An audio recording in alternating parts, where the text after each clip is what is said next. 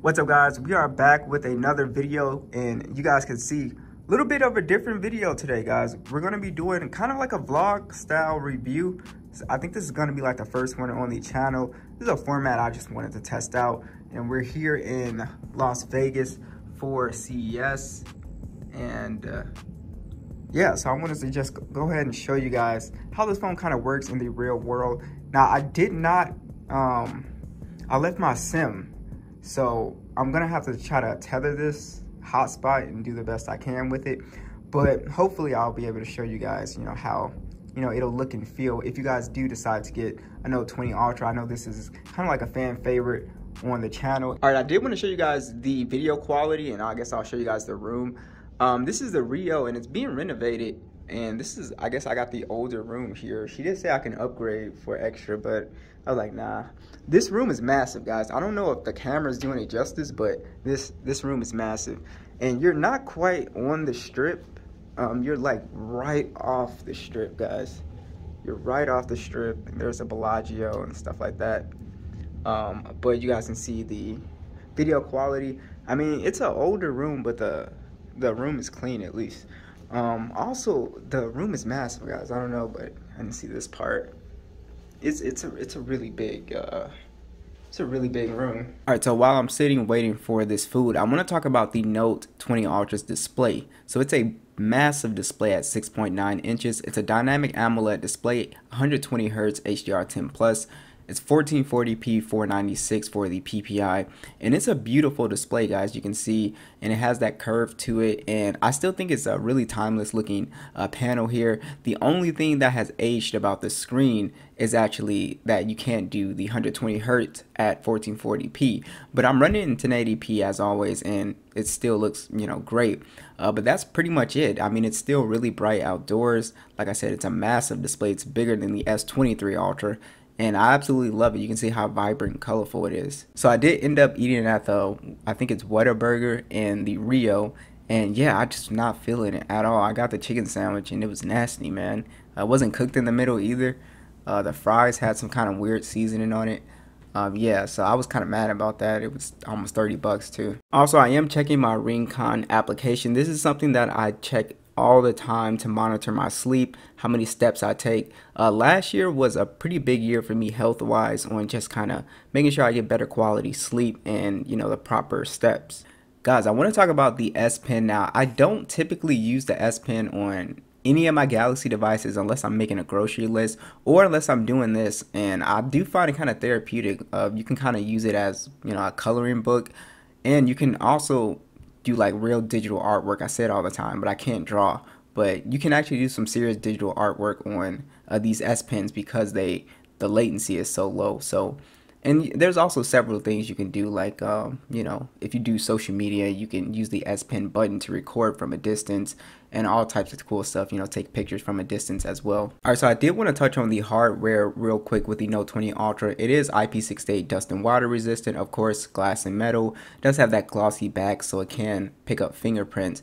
And also, I think the only thing I don't like about this phone is that it's just a boxy phone. It's really sharp in the palms. But if you put a case on it, it takes away that poking feeling in the palm.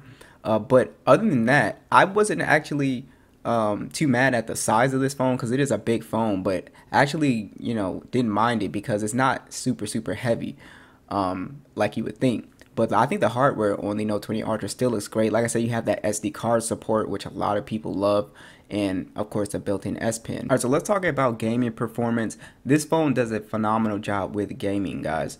So it has the Snapdragon 865 chipset on here. Like I said, it does have SD card support, so if you take a lot of videos, download a lot of games, then you'll really love this phone. And like I said, you got that big display on here. It's able to play PUBG at 90 frames. And it still plays really well. I didn't have any type of heating issues. I've never had really any heating issues with this chipset. And it's just extremely efficient when it comes to gaming, especially, at the price, it's still going to play better than a lot of mid-rangers and stuff like that.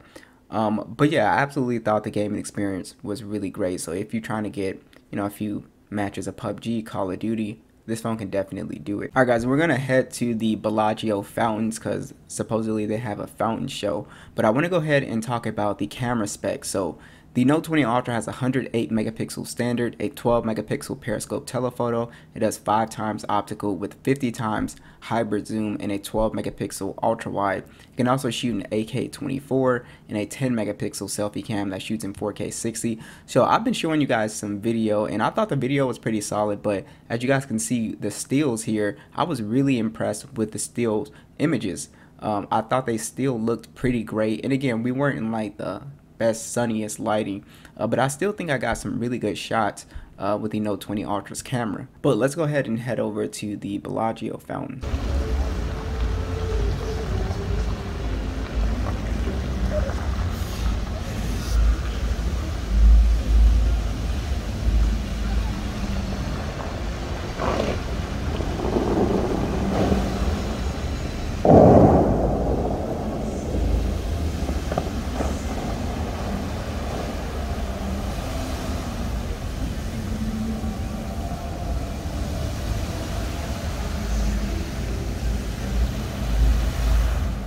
Back from the Bellagio fountains, and yeah, I did a little bit of walking, but I didn't have that much screen on time with this phone. As you guys can see, it's 47%.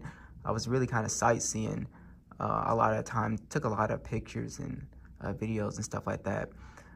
So this was like a light day. Typically, like I always tell you guys, I'm a light user, and I really mean that. Like I'm really like, you know, on YouTube, TikTok and stuff like that. I might play like Subway Surfer or like Call of Duty a few times, but that's pretty much it. I'm like I said, super light user, just like browsing Chrome and stuff like that.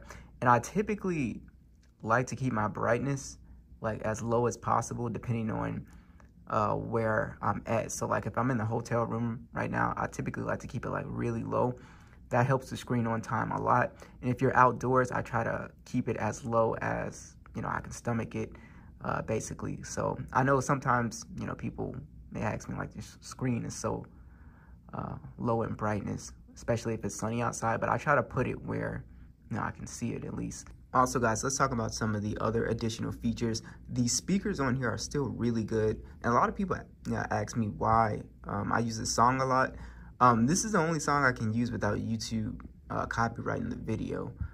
It's a song that was given to me. A lot of people ask for it, but I can't really give it away. So for everybody who always asks for the song.